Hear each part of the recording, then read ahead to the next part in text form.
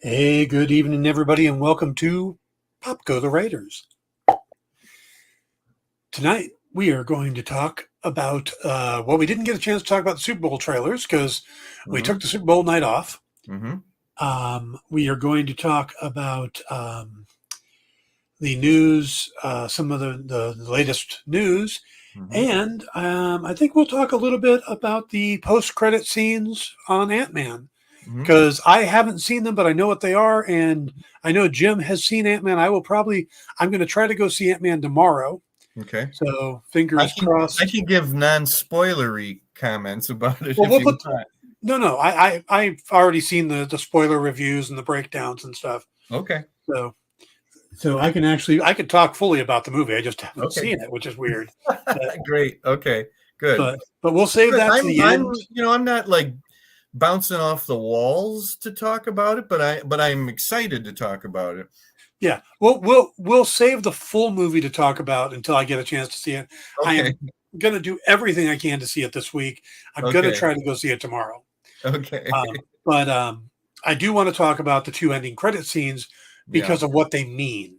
Yeah. But we're going to save that until the last part of the show. So if you absolutely don't want to hear that, stick around and I'll put up spoiler warnings and everything else until then. Yeah. And you definitely need some spoiler warnings for those. Yeah. So, but we're going to jump into things. It was interesting. I saw I've been flipping through TikTok a lot more lately, and they love to put up clips from movies and stuff, which I don't know how they get away with, but is it that it has to be under a certain amount of time? It might be, and they do it, and then and then they'll put like something else in the clip too. So you'll have like on the top half, you'll have the movie, and then the bottom half, you'll have somebody like building a mailbox. Makes perfect sense to me. Oh yeah, it does. Yeah, but let me ask you something about TikTok. I'm not on TikTok. I know people who are, not a lot of people, but I know people who are. How serious are they about cracking down on things? Some platforms are and some are not. Well, I don't see a lot of nudity on there or anything like that, but it's really close. And they don't really seem to crack down on like musical use and stuff like that. So okay. I don't see a lot of cracking down, but I don't know. So it's not Facebook where if you look cross-eyed at something, then you get a warning or whatever. Yeah. I think as long as you're not putting up a picture of Winnie the Pooh, you'll be fine. Okay. Some people will get that.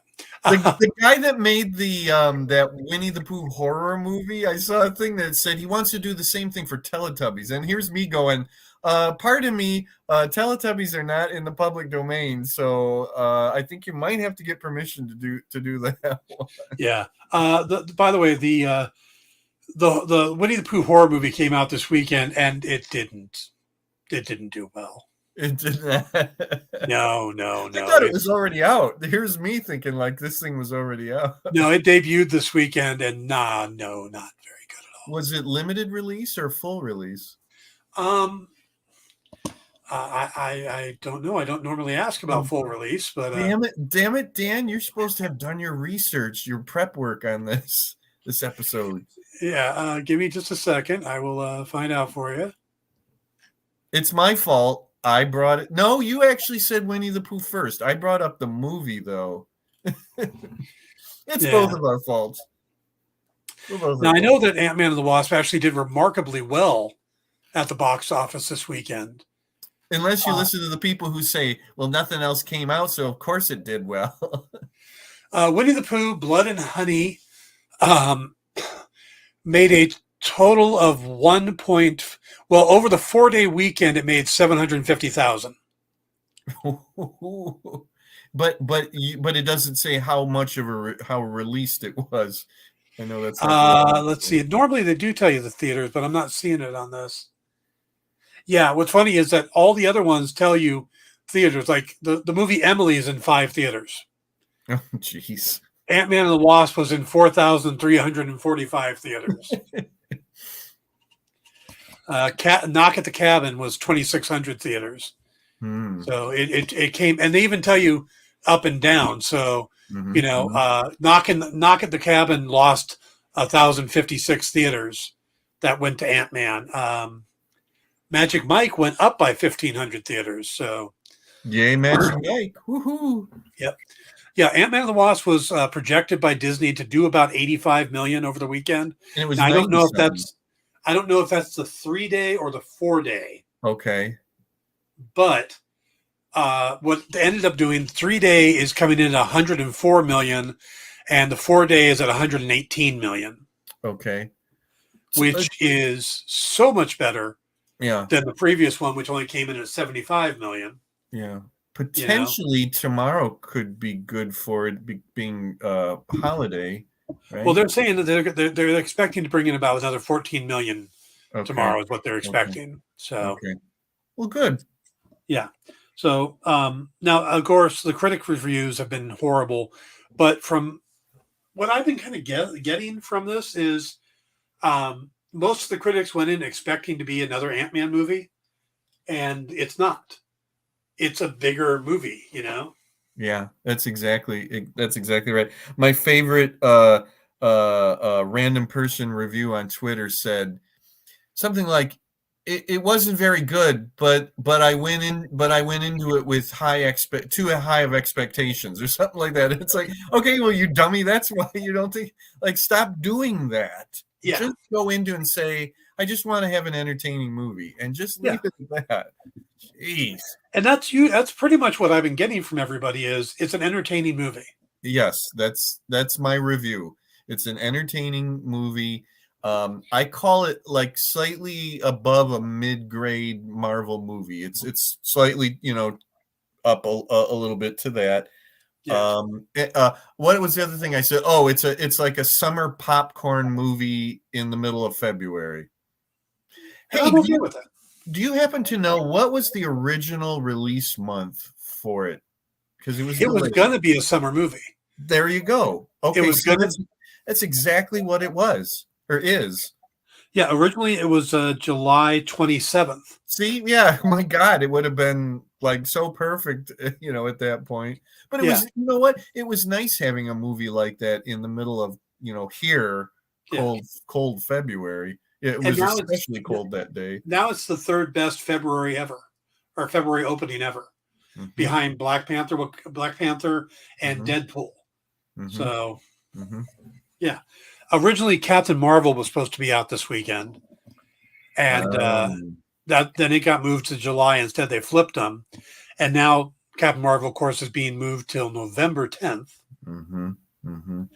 taking the place of Blade, which got bumped because Blade lost its director and had to be moved. Okay, so wait a minute. Yeah, now it's just starting to really hit. I heard that about the Marvels, but so we do not have a summer Marvel movie? Is that correct? No, we have Guardians. We have Guardians in the beginning of May. And then nothing else. Right around my birthday. I think it's like the day after my birthday, May 5th.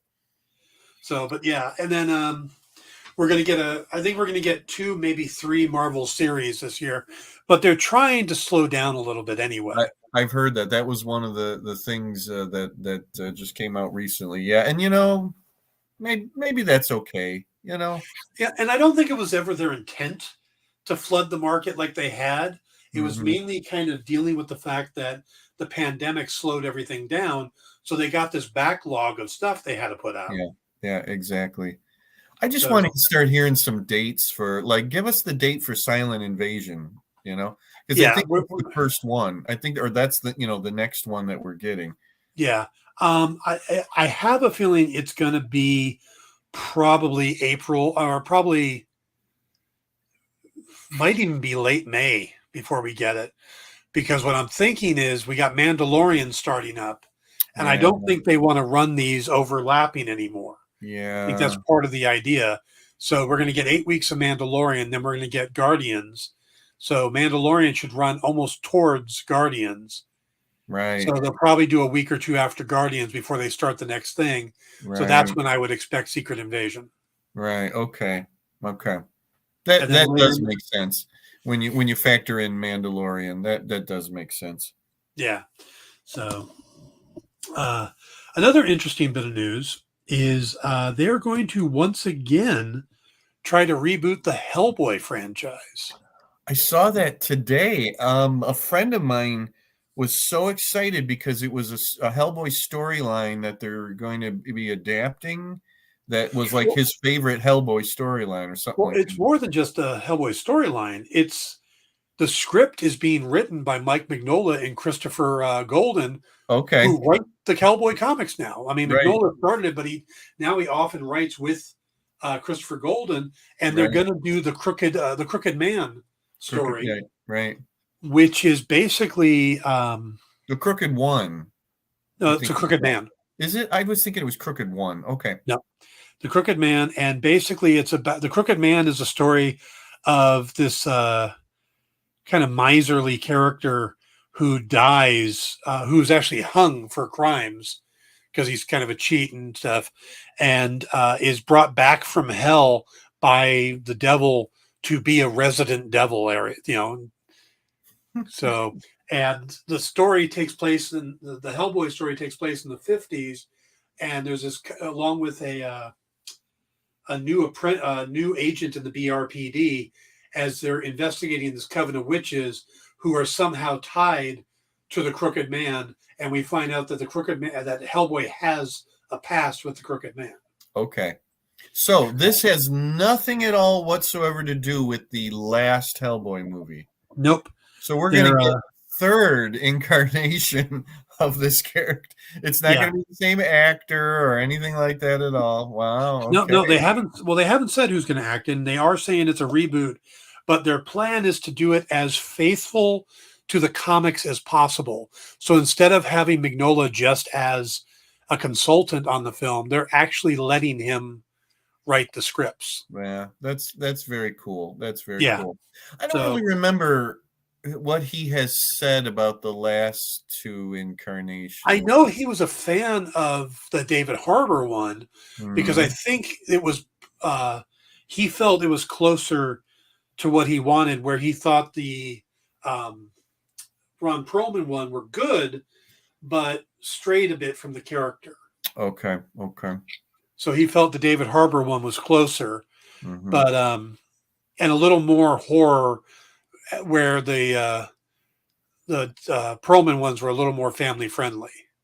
I didn't say a lot, just a little bit. Yeah, more so than the David Harbour one. Yeah. So I'm excited about that, and they've got the director who did the movie Crank. Okay. Which for what it is a fun movie.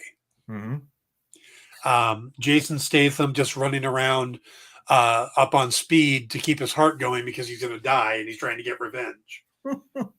It's a pretty interesting, fast-paced movie. So, film-wise, I think this could be a very kinetic, very interesting filmed movie. I don't know much else what Brian Taylor, I think his name is Brian Taylor, has done. But I look forward to this. But then I love Hellboy. What are they aiming for? What year? They don't say. Okay. It wasn't part of the release, but they're also doing it to hang on to the rights. Sure.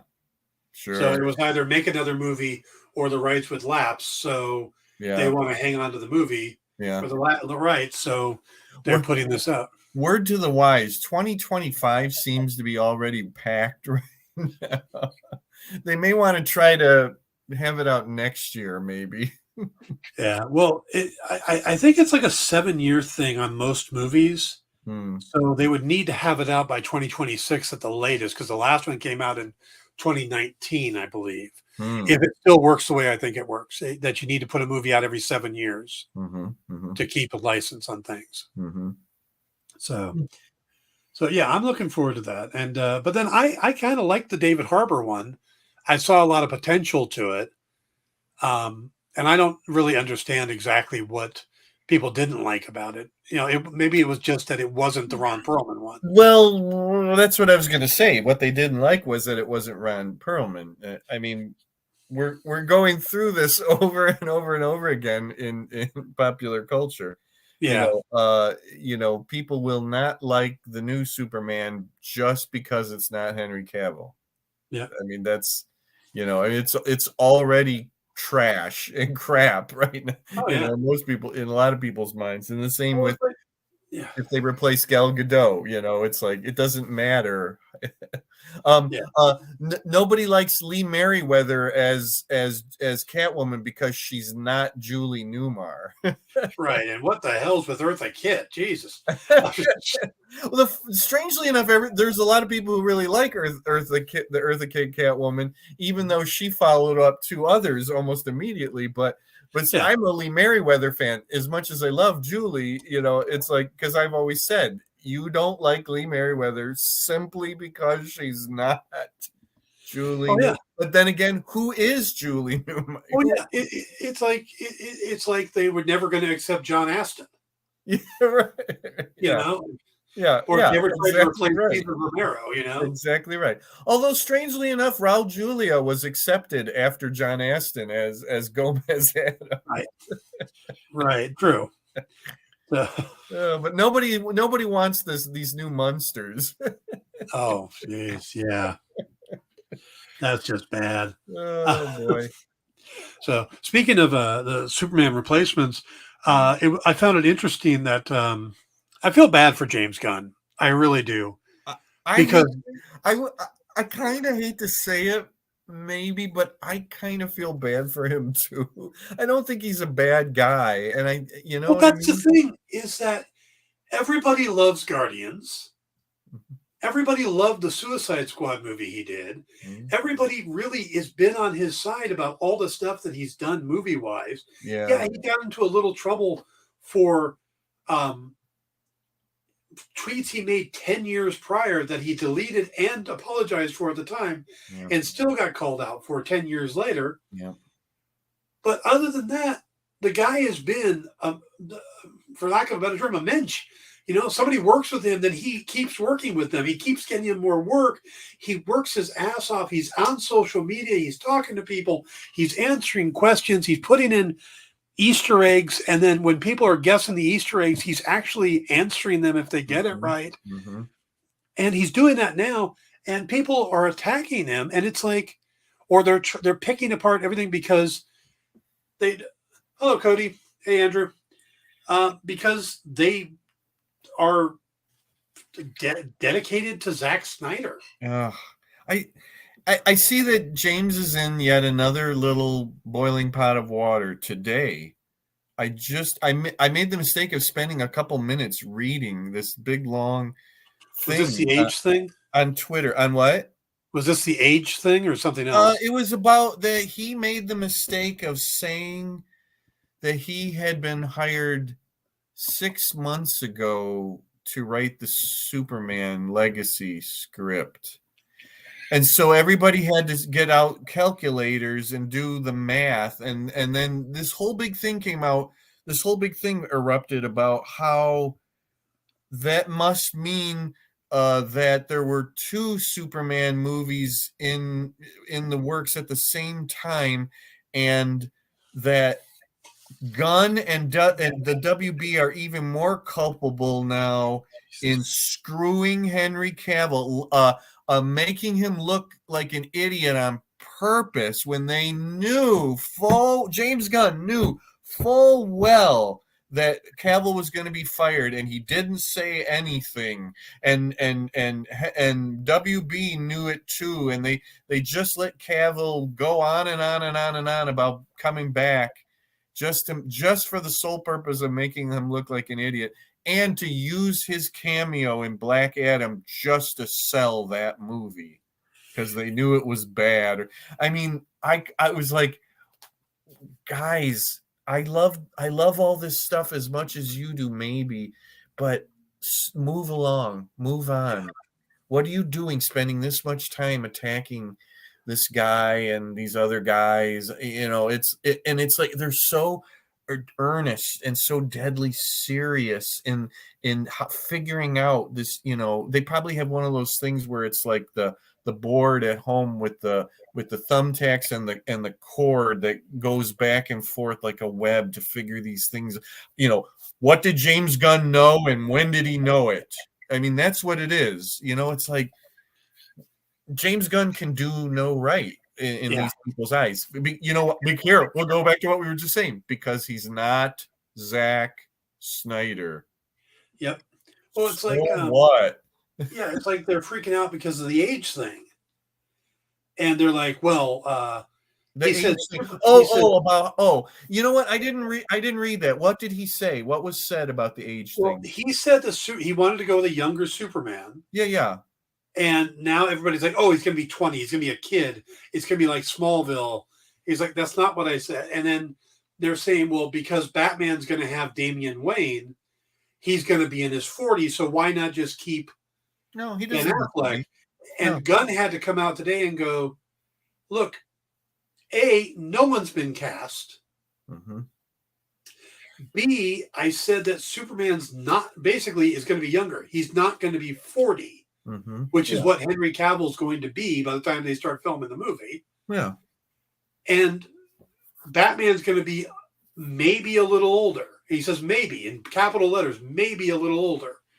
But I think part of the problem is, and it's a culture shift, is that people nowadays assume that if you have a kid, you're in your 30s. Mm-hmm.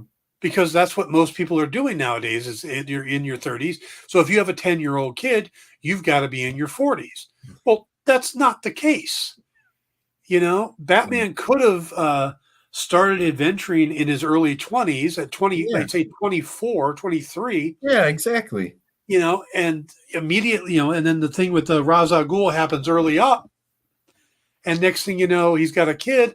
So at 33, he's got Damian Wayne. Mm-hmm. Hello, Kyle. Oh, look, it's Kyle. Yeah. So, yeah, it's... Yeah, wait, Kyle, that's okay. Dan and I are writers. We can write you some. Dan, let me ask you this. You like that James Gunn is accessible and comments and blah, blah, blah. Yeah. Imagine this. You have James in front of you. You're right there. You're able to say things to him.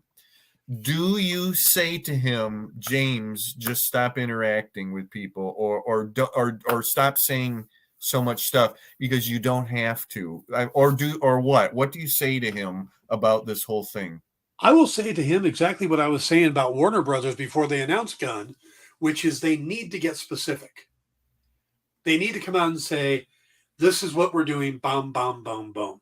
And the problem is they came out and did most of that with that announcement, but there's this wishy-washy part of it. And I think it's because they still have 4 movies that have to come out this year, and they don't want to hurt those movies by coming out and saying, well, if these 4 movies aren't going to matter, or something to that effect. Mm-hmm. So they don't want to come out and say, well, Zachary Levi is not going to be Shazam going forward, or Jason Momoa is going to be Lobo and not Aquaman. Mm-hmm. Now, I'm not saying that's what they're going to do, but they don't want to make big announcements like that because they want those 4 movies to do well, because the studio needs money to make these other movies. Right. So they need Aquaman to do well. Mm-hmm. They need Flash to do well. Mm-hmm. And we're going to get to the Flash trailer, but I'm pretty sure a good percentage of the people who are like, just cancel the Flash. Ezra Miller has all this bad stuff. He's toxic. Just cancel it. Saw the trailer, went, I want to see that. I'm going to hold on to my thought, but I know why they want to see why they want to see that movie, and you do too. But we'll get. Could it be because I'm Batman? So we've been spoiled by open creators, open studios saying, we now feel entitled. We need to know every damn thing. Even the behind the scenes stuff, we are entitled. We have to know. It's like, no, they're businesses. Every business has private business dealings. I think that's fair for most, but I think if you're building a cohesive universe like the MCU or this new DCU, that you need a bit of the Stan Lee. you need to make people feel like sure connected. They're part of it to get them to commit for watching all these different things. I agree. I mean, I'm a little torn by it because I like to see James Gunn talk and interact, and it's fun. It almost makes me want to figure out something to say on Twitter so that I can have James Gunn comment on it, but at the end of the day, I also feel like we're not entitled to know the private business dealings of Warner Brothers. And you know what? But I like also to be surprised. Every so often James Gunn will come out and say, here's where we're at, and we came up with this. And it's like, fine. Other than that, like, I don't think I need to be in on their casting meetings. Yeah. Well, it's like the other day, IGN posted the 10 characters we most want to see in the new DCU. James Gunn saw it and replied, would 5 of those 10 be okay? And you know what? That's fun. Although it's going to get him into trouble somewhere, somehow, but that's fun. But the people who get him into trouble, kind of ruin that fun. I love that. That's fun. Yeah. I'll have to go and look at that list and because that's great. That's really fun. And Bleeding Cool did a similar one. I think it was 8 characters, and Rich Johnson posted it. And Gunn responded to that. He's like, yeah, well, 4 of those 8. Damn, I'm going to have to come up with a list. Ma Uncle, the Golden Age Red Tornado. James, come on. Kyle says, Jim, I've been saying that about those investor meetings. Lily says, we don't need to know. Now, see, again, I don't agree. I think because you're trying to do a big cohesive universe, you need a bit of that Stan Lee. You need a bit of that, the insider. You want to feel part of it. And I think in a lot of ways, that's what got people attached to Zack Snyder, is he also did those kind of things. Yeah. Okay. So, here's a question for you. Does Kevin Feige need to be more interact? I mean, he seems to comment. They're able to go to him and ask him questions and things like that lots of times. But does he need to be more, online and interact? No, I think he's fine. I think Gunn could tone it back a little bit, but I think the problem is that Gunn is trying to start something before the old one finished, and Kevin didn't have that problem. Yeah, absolutely that. Kevin was walking in with everybody going, wow, those X-Men movies have gotten bad. Oh my God, what Spider-Man was that? Yeah. Did Daredevil just leave someone to die so he could go have sex with Elektra? Those are the things. And Kevin comes in and goes, don't worry, I'll save you. And he did. And he did. Yeah. I think we're coming up on a new era of DC versus Marvel, because I think Marvel's probably sitting there going, oh well, DC seems to have a really fairly good plan in place, so maybe we need to make sure that everybody remembers that we're over here and then see where this goes from here. Andrew says the difference: Marvel announces at conventions, WBDC announces at investor meetings. That shows everything that's wrong with them. That's not true. Marvel also announces at the investor meetings, and we're going to see that in April at the Disney investor meeting. I have a feeling that's when we're going to start getting stuff like possibly more information on the Fantastic Four. Because Feige has recently, Kevin Feige said recently that people are going to start getting more information on the Fantastic Four soon. And the next big things are the investor meeting in April, Comic-Con, and then Disney Day or whatever, D23. D23, yeah. Yeah. And I think D23 is going to be too late. So I think for it to be considered soon. So I think Disney, the Disney investor meeting in April is going to be likely it. Plus, I think they need some big news to cover up some of the negative news. Yeah, that's what I was just going to say. Was going to say that. Yep. But yeah, people just leave James Gunn alone. And also, there's this thing that people do, and I am watching all the negativity right now towards Ant-Man. Though all the people I know who are going to the movie are walking out, and either two things are happening: is they're coming out going, "Oh, that was fun. Oh, that's important. You're going to want to see that because it's fun, and because of the ending," or they're coming out going, "Marvel's lost their magic. Marvel's dead," and it's like, what? Yeah. What?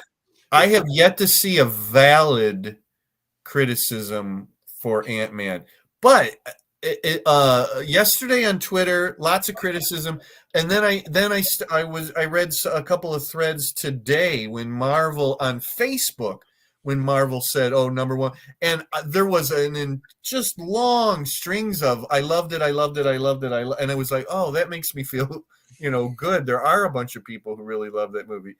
It's a handful of people on the internet, whatever. Yeah.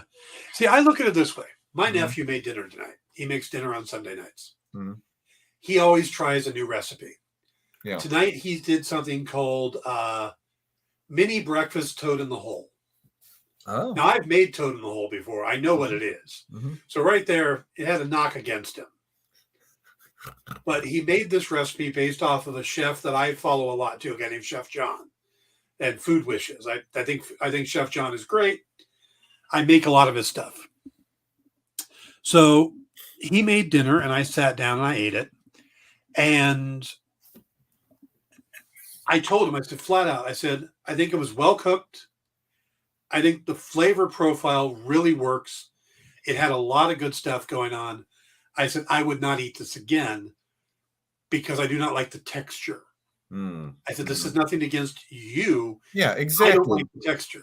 So I'm not going to say this is a horrible dinner. Yeah. Because it just didn't work for me. Mind you, I wouldn't call it toad in the hole. I would call it a quiche. It was much more egg and it had a quiche texture. Mm-hmm. So to me, that was a quiche, not, not toad in the hole. But I said it that way because I think my nephew did a great job. Everybody else liked it. So I wasn't going to come out and just be negative because it wasn't for me, because some things aren't for me. I work for a restaurant, and I actually work with their social media. So I see this all the time. People do not know how to review. It's the same thing with my books and all of that. People don't know how to review. It's this restaurant or this book is horrible because I personally don't like that kind of food, or I don't like science fiction stories. So, 1 star, it's horrible. Like, no, that's not how you review things. Yes, Dan, you had it right. You then add in, and it's just because I personally don't care for this sort of thing. But I could tell it was made well and all that stuff that you said. Yeah. I heard a quote years ago, and I don't remember who gave the quote, but to me, it perfectly sums up critics right now, which is that some people use negativity as proxy for insight. Yeah. And I thought that's perfect. Yeah. So, all right, we're going to move on. We're going to come back to Ant-Man a little bit later and talk about the trailers. We're going to talk about the trailers now, but we're going to talk about the post-credit scenes in a few minutes. Oh, okay. Okay, let's talk about. Hooray! There were a couple different trailers. Some of them I don't know if we care about. There was a thing for Super Mario. I don't care about Super Mario. There was a D&D trailer, but I don't think it really showed us anything different than. Now, there's a clip that came out, which I thought was brilliant because it's such, and Kyle's going to love the clip if he ever sees it, because it's so inside game. Because Kyle and I just had this huge conversation about Critical Role and how it was too much not like actually playing. The scene is Chris Pine. They're trying to talk to a dead guy. So the wizard brings him back and you can ask him 5 questions, which is a spell, and they make fun of the spell because it's like, okay, did you die because of this?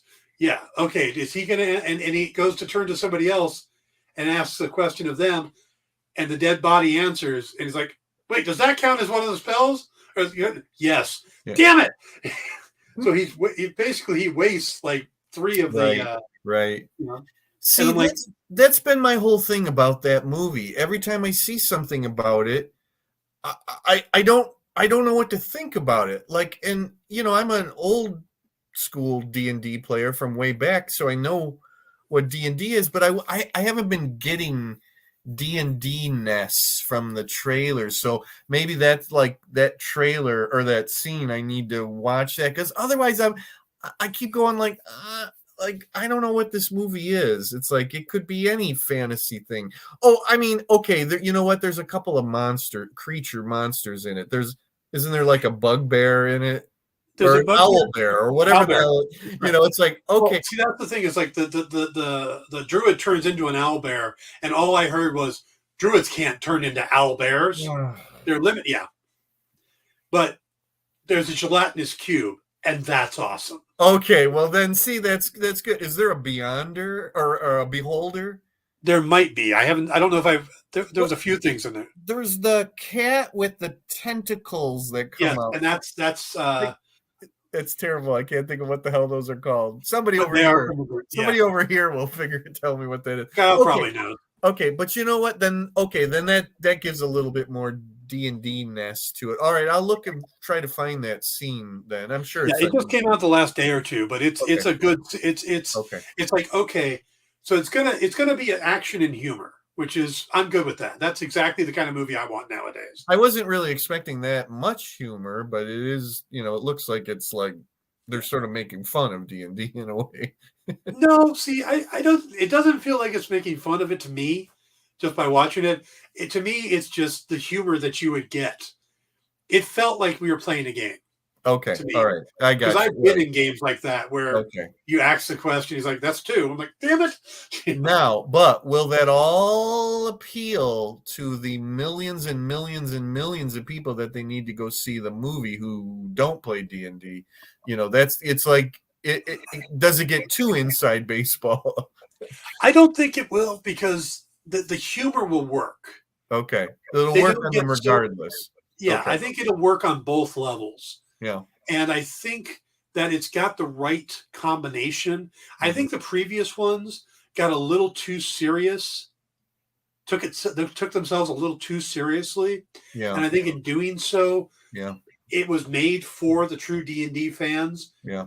But I think there's a lot of people out there now who accept D&D and are curious about D&D but have never played. Okay. And this could be an access point. Okay. They see it on Stranger Things. They hear about Critical Role, stuff like that. So I think there's a bigger audience for it based on the existence of D&D than necessarily on the people who play D&D. Okay. I was kind of asking myself, like, Chris Pine, what are you doing getting into yet another franchise? And then I remembered he is actually out of a couple of jobs now. Yeah. Well, he's coming back to Star Trek. Really? Are they? I don't know. There is supposed to be another Kelvin crew. All right. Okay. He's out of the Wonder Woman job, though. Yeah, but he should have been out of the Wonder Woman job after the first movie, and that probably would have helped the second movie if they weren't so eager to jam him back in there and make it awkward. Because tell me, wouldn't have Wonder Woman 1984 been better if that element at least was out of it? It's not a good movie. I didn't see it. I know he's in it, which is weird, but it is such a creepy element. One of these days I'll watch it. But I just have to, you know what? As soon as I get over Zack Snyder being kicked out, then I'll watch it. Okay, keep going. Kyle says Chris Pine also plays in one of those Hollywood Elite D&D games. Good. Oh, good for him. Yeah, we have to get a live play going on the experience. By the way, Kyle, just a message for Kyle. Dynamite has the license to Pathfinder, so there's a possibility if we play Pathfinder, we might have an easier access to getting the approval. Okay. let's go on to the Guardians of the Galaxy video. Mm-hmm. We're gonna have to speed up a little bit here. Mm-hmm. I think that they spent a lot. It looked very action packed. There were some scenes of like Star-Lord turning and firing guns and stuff, which I don't remember it being that action packed before. It's like suddenly James Gunn is channeling John Woo. But it also feels like they're really, really, really pushing to make us believe people are going to die. Yeah, that's my takeaway for it is that, something is hitting the fan for reals here. And yeah. And then so my expectations are somebody or some buddies are going to die. And then if they don't, I'll be mad. Yep. And I totally approve of the song that they use in it. Well, yeah, because they used two. In the first trailer, it's Goodbye Yellow Brick Road. No, that was Ant-Man. No, that was right. No, yeah, you're right that it was Ant-Man, but I don't remember what they used in the first trailer. But the Rainbow song they used just in this one. Yes. Yeah, and I love that song. All about breakups and stuff. Andrew says, my bet, Drax and Rocket. I think Drax is a safe bet with Dave Bautista saying he wants out. He doesn't want to perform as Drax anymore. He wants to move on and do rom-coms and stuff like that. Rocket, I'm kind of iffy on. I think it's because they're pushing so much, and this is Rocket's story, that it makes sense that he's the one.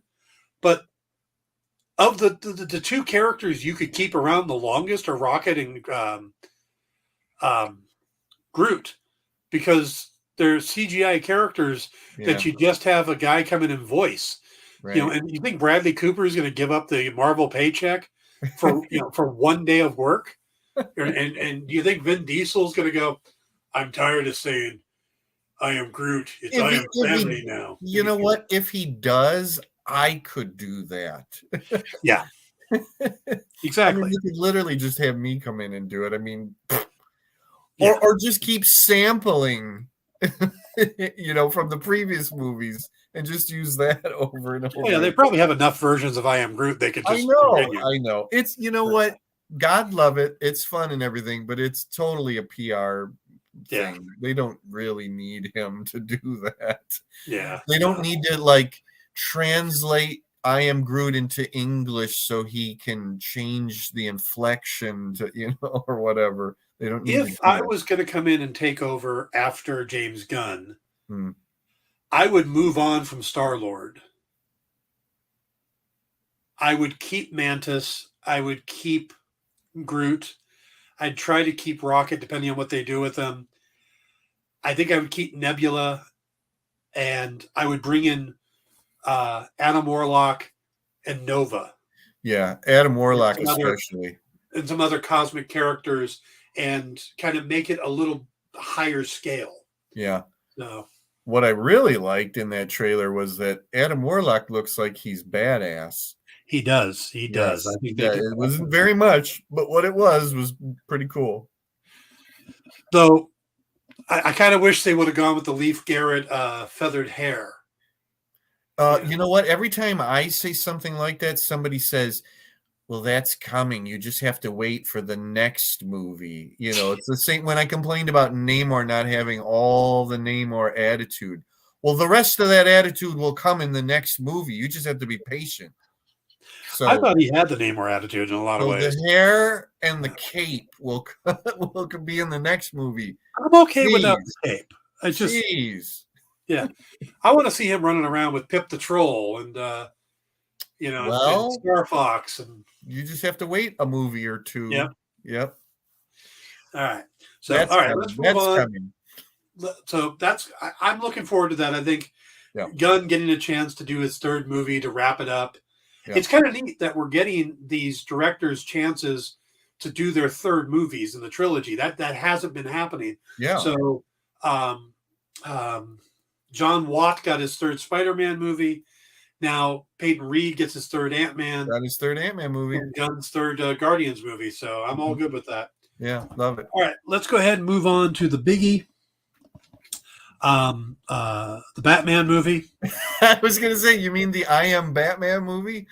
Yeah, well, it's dueling Batmans. You know, you could have the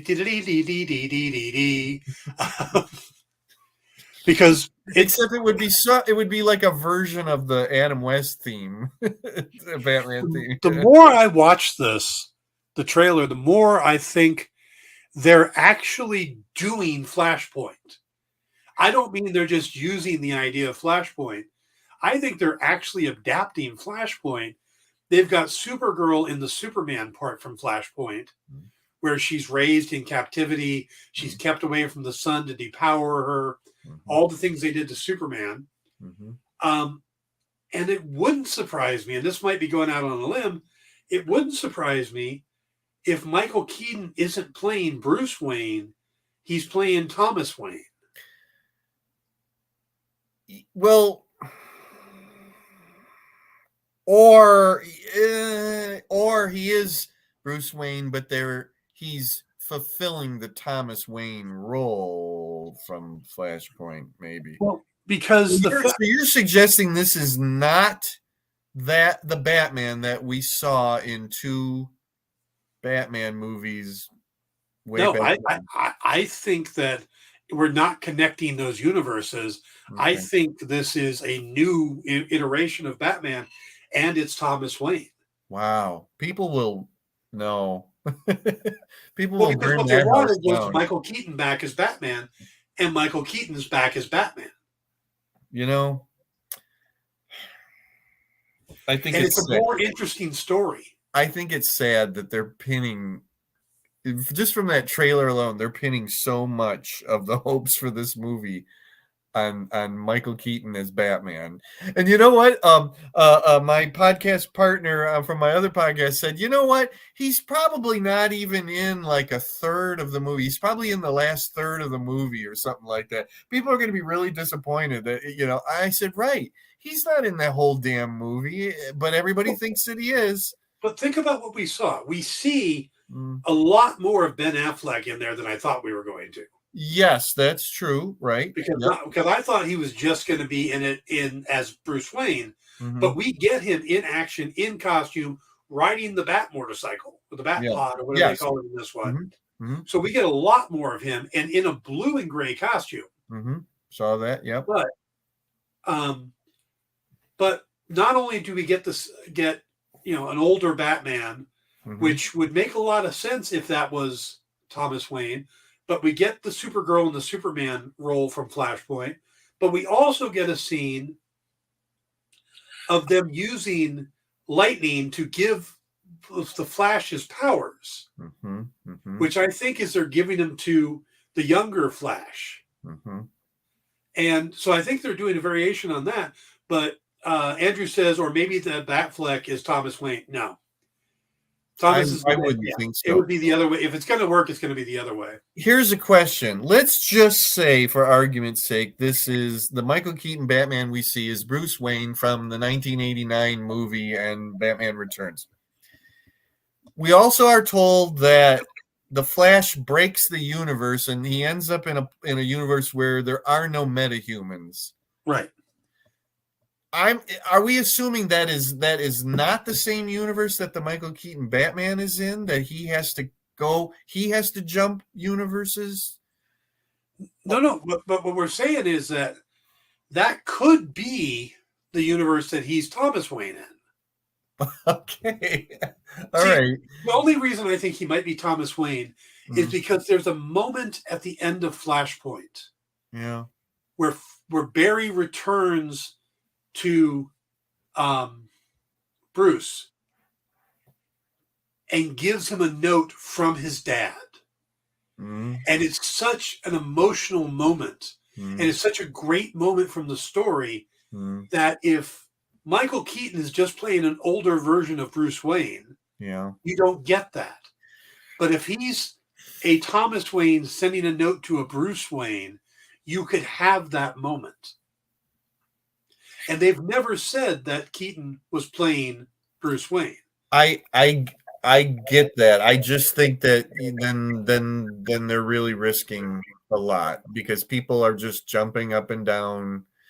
This is the whole Hayden Christensen as Anakin Skywalker thing all over again.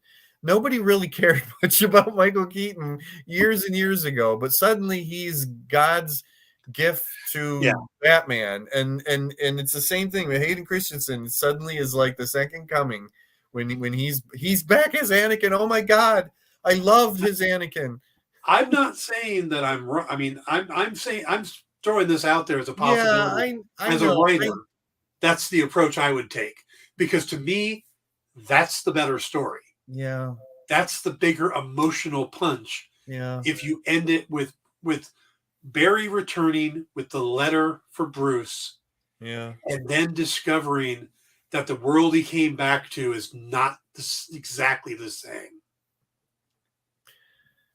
My gut says it's not Thomas Wayne, but I won't argue. I won't argue it. Well, I mean, somebody will.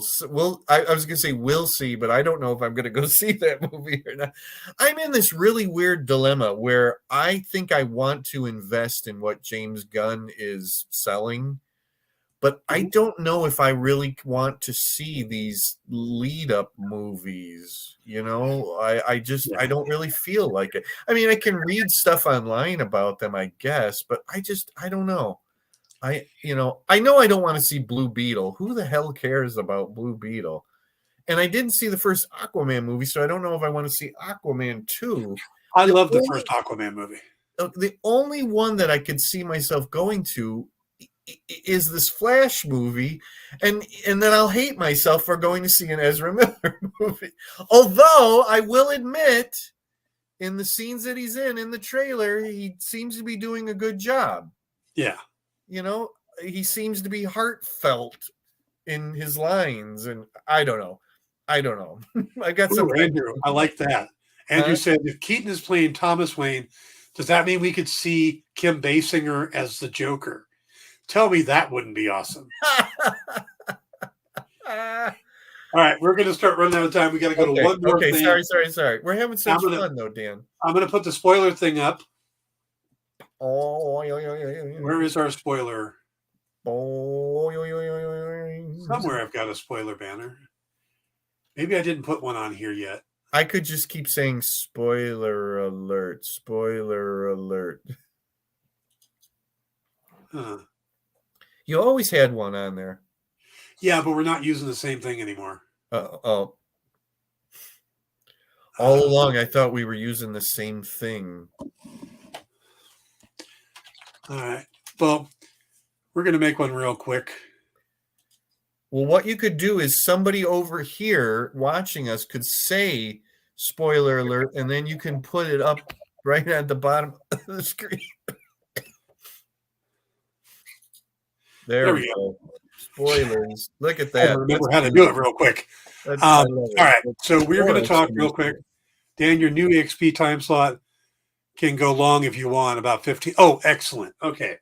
By the way, the pop, when it replays on the experience, is going to be moving. I'm not sure exactly where yet, but it looks like we're not going to have anything after us, so we can go a couple minutes late. Okay. So, all right. So Jim went and saw Ant-Man. I haven't seen it yet, but I know what the ending is. And this won't ruin the story. But these are big things.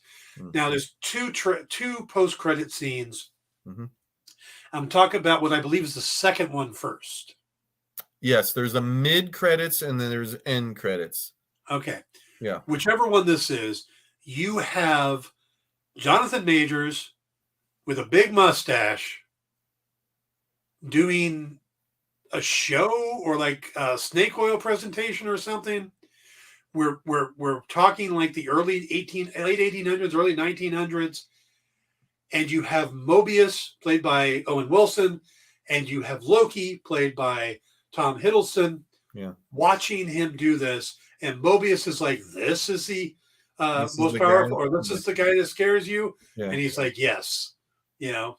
And you know what that is? That whole thing is a scene from Loki season 2. Yes, I think that's exactly it's what it nothing is. but that. But it was so exciting. You should have seen me. I mean, I was fairly quiet, and I had a friend with me. I was fairly quiet through Ant-Man. I said, oh, a couple different times. It got to that, I went, oh, look, there's Tom Hiddleston. And then Mobius comes on. I'm like, oh my God, there's Mobius. But, and then he has the guy, Jonathan Majors has a sign next to him, and it says Victor Timely. Victor Timely, which is another Kang variant. Yeah, that's from the comic books. Yep. Yeah.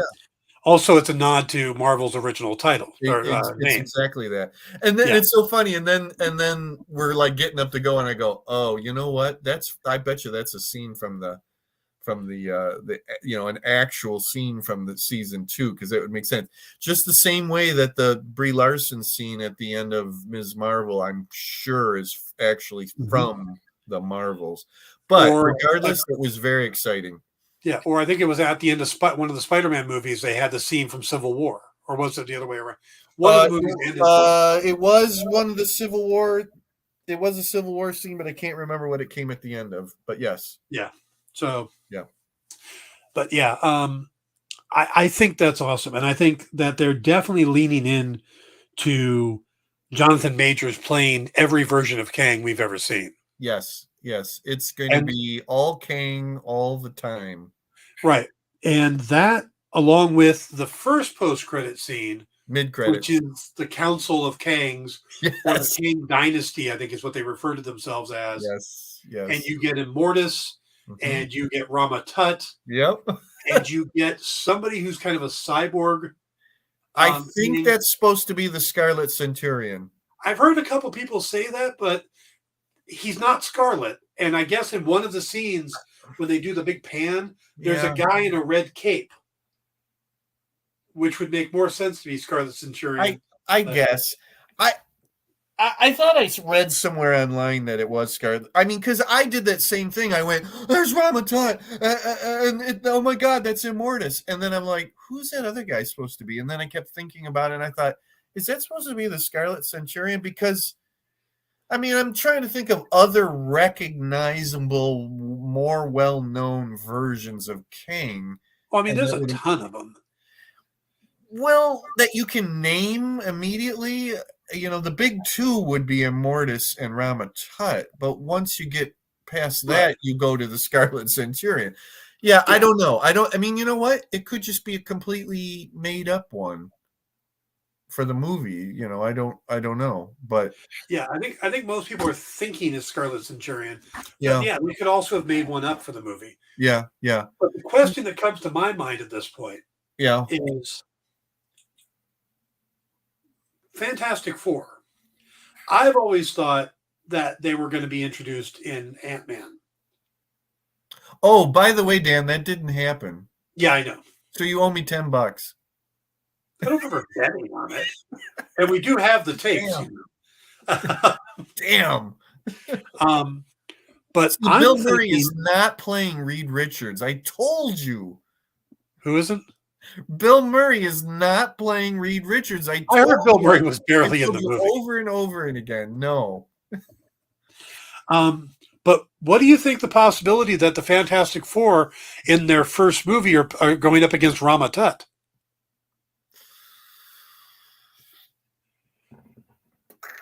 Is Fantastic Four before the two Avengers movies? Yes. Ooh,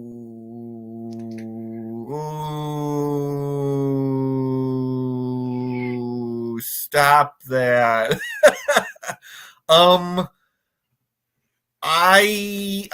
There's a part of me that thinks that's like a part of me in the fan brain that thinks that's kind of cool, but the other reasonable part of me says that's not really a very good villain for the Fantastic Four to have in their first movie. Okay, tell me who is. Okay, because they always do Doctor Doom.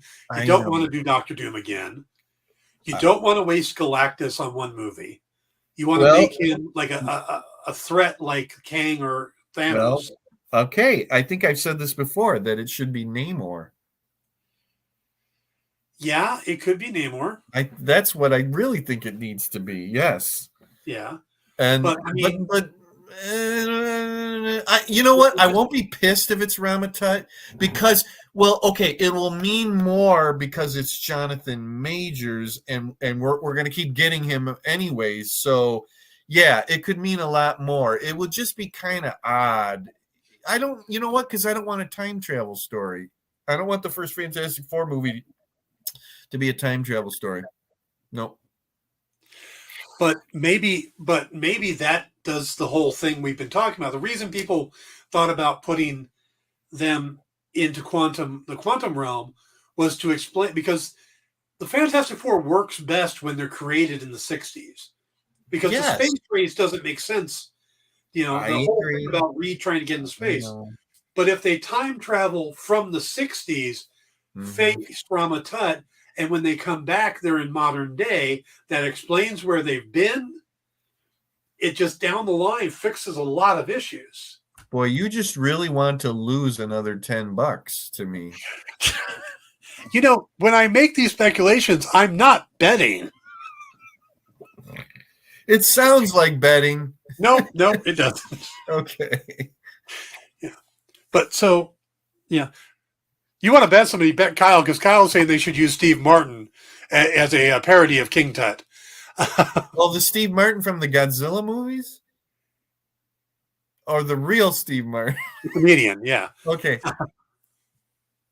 Okay. Because what else are you going to use for the Fantastic Four? But because you've got these problems. They're from they're coming in before the incursions and everything else is going to happen.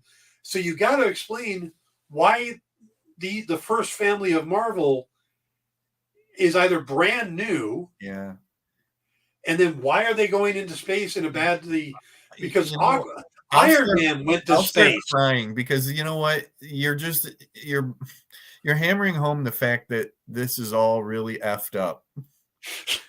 And I don't mean F as in Fantastic Four. It's really, really effed up. And I'm just hoping that I'm trusting in Kevin that they can iron this out, and I'm going to get the Fantastic Four that I want, and my expectations are not going to be set so high, but it's really effed up. We're going to be like 15 years into the Marvel Cinematic Universe and getting the first family of Marvel, It's messed up. I don't know. I'm really hoping that they're going to work this all out, and it's going to be cool. But they've done 2 Fantastic Four attempts. Both of them were in modern day, and it didn't work. 3 if you count Richard Corbin. Well, okay. Also, those were crappy too. All of that was crappy. If it was good, it might have worked in modern times. I don't know, but it wasn't just because of that. It was also because I got to go on record. I didn't hate the Michael Chiklis, Ian Goffard Fantastic Four. I actually enjoyed the first one. The first one made me not want to go to the second one. That's what that is. But the second one made me want to forget the first one. Yeah. But the first one I thought was all right. Yeah. You know what? If they would just get Dr. Doom right in a movie, here's me. I'm doing the same thing that fans do. If they would just get X right, if they would just do it the way I want. But yeah, it's like that would be a huge part of it. Just get Dr. Doom right. No, the secret is don't do Dr. Doom. You have to do Dr. Doom sometime. Well, no, because every time they try to do Dr. Doom, they try to make him part of what makes the Fantastic Four. They didn't do Dr. Doom in the first issue of Fantastic Four. I know. I know. He's in. You have to do Dr. Doom, but you do Dr. Doom in the second movie. Okay, well, you know what? Then I guess it's going to be the Mole Man. No one's going to go see the Mole Man. Unless you cast Danny DeVito. If the Mole Man had giant monsters, yes, they would. Okay. He has, and I don't like to use the term kaiju, but he has kaiju. Okay. Issue 1 of the Fantastic Four wasn't the Fantastic Four. Issue 1 of the Fantastic Four was Challengers of the Unknown. And Marvel, and they were still doing monster books. Okay. It wasn't until they went, oh shit, that worked, that they started doing the Fantastic Four. You do Mole Man, you're not doing the Fantastic Four. Yes, you're doing the first thing, but the issue 1 wasn't the Fantastic Four. Okay, well then they're going to do the costume for most of it. They're going to do the Miracle Man, or they're going to do the Korgu from Planet X, or whatever the hell he was. And Ramatat. Ramatat. It's got to be Namor, because everybody wants to see Namor again. That'll really boost up that movie even more. You get a lot of drama. He's a very powerful villain. You get the whole thing about him and Sue in there, and the dynamics just break through the roof. It's Namor. $10. What? Who's the big bad of the multiverse saga? It's not going to be Kang, no. Right, but and what's one of Kang's variants? Yeah. Well, okay, then maybe they fight Immortus. I don't know. No, you know what? I heard here's a rumor. I'm going to start a rumor right now. Jonathan Majors is going to play Galactus. And Galactus is going to be a Kang variant. Who appeared before Kang and Immortus? Yeah. Okay, whatever. I think he looks goofy in that Egyptian headdress. That's not going to fly. Nobody's going to sit still for that crap. We just watched a movie with a guy in a green Speedo. So you're thinking the guy in the green Speedo is better than the guy in the Egyptian headdress? Yeah, because everybody liked Namor, I think. Andrew says Paste Pot Pete. Are we going to go with Paste Pot Pete? Yes, it's going to be Paste Pot. Frightful Four? He's a Human Torch villain. He's not. It's going to be the Wizard. It makes too much sense to be it's going to be the Frightful Four. That makes perfect sense. You've got to establish the heroes. And if you use Rama Tut, you don't have to spend that much time establishing the villain, because you've already established him in Loki and in Ant-Man. Listen, who says it needs a villain at all? It could just be in like natural disaster that they're up against or something like. Or, you know, a space warp or something.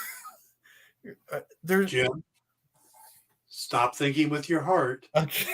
Think with your head. Annihilus. Who's going to be the bad guy? It's going to be a Negative Zone story, and it's going to be Annihilus. After coming off of Quantumania and everybody going, oh my God, and where did the Fan Fort Stick movie take place most of? Oh yeah, in the Negative Zone. Okay. All right. It's going to be Rama-Tut. Okay. It makes the most sense. Okay. All right. It makes the most sense. Okay. Or it could be whoever that armored guy was, that armored version. Yeah, it could be that. Yeah. Scarlet Centurion. But it does make a lot of sense. And Rama-Tut first appeared in the Fantastic Four. He appeared before the other characters, before other versions, and then they got retconned into one time traveler. Yeah. They could go up against Blackbeard the Pirate. He was pretty early on. That was a time travel story. They went back in time. Fantastic Four movie opposite Blackbeard the Pirate. Like to have that meeting with Kevin Feige. You'll pardon this pun, but that movie is doomed. You do Rama-Tut, you play into the multiverse saga, then you bring in Doctor Doom. Okay. Well, so basically what they said is, here are the next big 3 villains that are coming up down the line. Immortus, Rama-Tut, and whoever this guy over here is. Mm-hmm.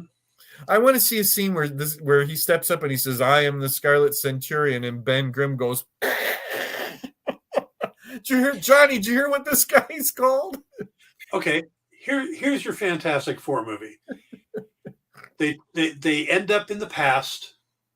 Maybe as part of the accident of the space program thing they do. Whatever. So they get their powers. They end up in the past. They face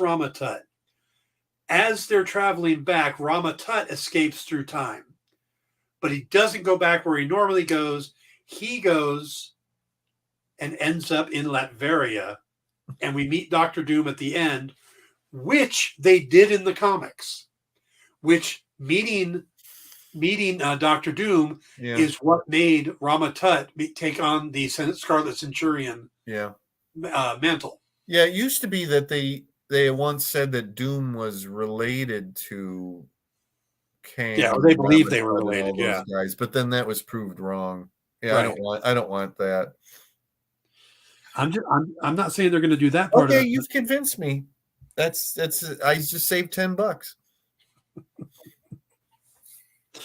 So that's my wild ass speculation. If I was on my other show, we'd have a donkey screaming right now. Okay. So I'm glad we're not on that other show then, because you just have me screaming in my head right now. To me, it makes too much sense. And I'm not saying they're going to do that, but that's the way I would go. Kyle says, my name is Rama Tut, and this is my brother Kang, and my other brother Kang. And they told two kings who told two kings, and so on and so on. And and that's how you make a dynasty. All right, guys. I think we had a good night. It was a lot of fun. Thank you all for tuning in. Andrew, Scott. I didn't even know Scott had got in here. Hey, Scott. Kyle, Jay. Had a couple other people pop in earlier. But thank you all for tuning in. Mm-hmm. And I will be back on the Dan Wickline show this week. Not quite exactly sure what the rundown's going to be, but we'll have some fun stuff. Next week on this show, the entire hour is going to be talking about the Indiana Jones trailer. Okay. Or we'll talk about that for a couple minutes, and then we'll talk about Ant-Man, and we'll talk about whatever the other. Oh, that's right. We didn't talk about Ant-Man. Yeah, go and see Ant-Man. It's good. I'm going to try to get over there tomorrow. Okay. So, all right, guys. Thank you for tuning in. We will see you all. Have